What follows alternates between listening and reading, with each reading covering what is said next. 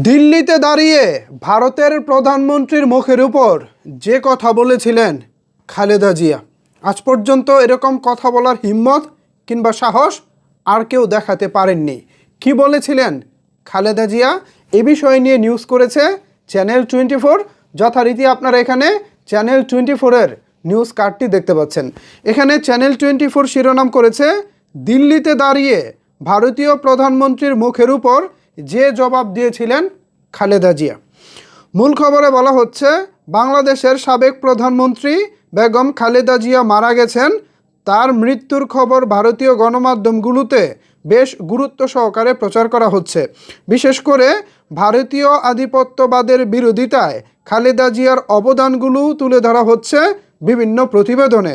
মূলত বাংলাদেশের রাজনীতিতে খালেদা জিয়ার পরিচয় শুধু তিনবারের প্রধানমন্ত্রী নন, ভারতীয় আধিপত্যবাদ বিরোধী রাজনীতির এক মুখ হিসেবেও তিনি দীর্ঘদিন আলোচিত ছিলেন।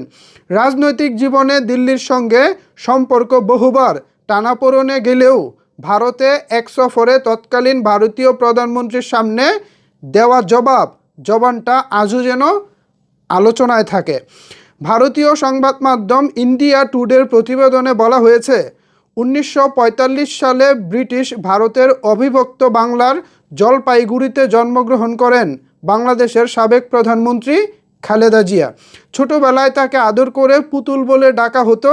তার বাবা ইস্কান্দার মজুমদার তখন চা ব্যবসায়ী, মূল বাড়ি ছিল ফেনীতে, আর মা তায়েবা ছিলেন বর্তমান ভারতের উত্তর দিনাজপুরের চাঁদবাড়ির সন্তান। দেশভাগের পর তার পরিবার চলে আসে দিনাজপুরে এবং এটি পরে স্বাধীন বাংলাদেশের অংশ হয়। ভারতীয় এই সংবাদ মাধ্যমের দাবি, ভারতে জন্ম হলেও খালেদা জিয়ার রাজনীতির ভিত্তি দাঁড়ায় ভারত বিরোধী বাঙালি জাতীয়তাবাদের উপর।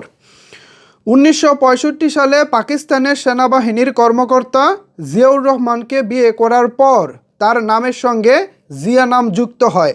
পরবর্তীতে জিয়াউর রহমান রাষ্ট্রপতি হলে 1977 থেকে 1981 সাল পর্যন্ত তিনি ফার্স্ট লেডির দায়িত্ব পালন করেন।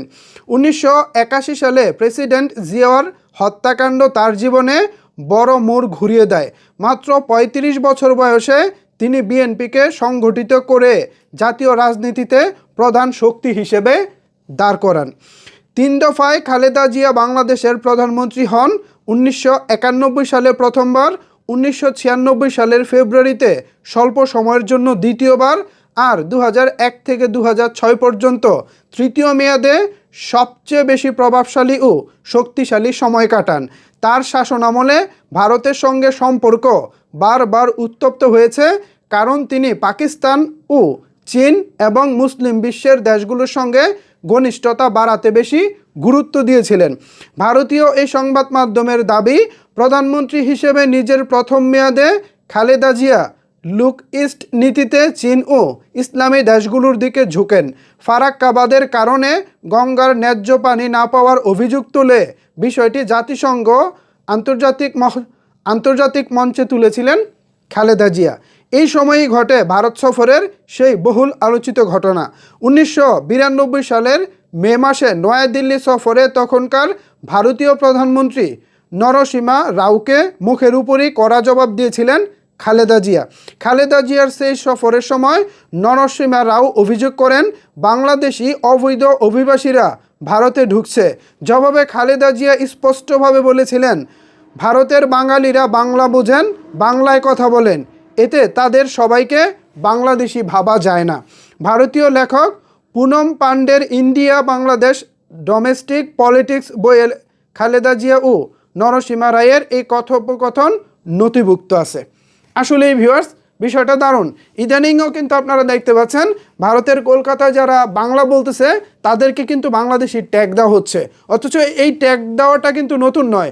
1992 সালে বেগম খালেদা জিয়ার সামনেই তখন তৎকালীন ভারতীয় প্রধানমন্ত্রী এই ট্যাগ দিয়েছিল, আর তখনই খালেদা জিয়া মুখের উপরে জবাব দিয়ে বলেছিলেন, বাংলায় কথা বলা মানে বাংলাদেশি নয়, ভারতের কলকাতার মানুষজনও কিন্তু বাংলায় কথা বলে।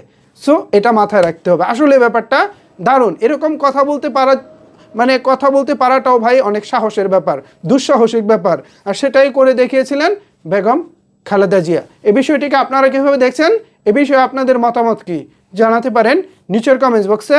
ধন্যবাদ সবাইকে এতক্ষণ আমার সাথে থাকার জন্য।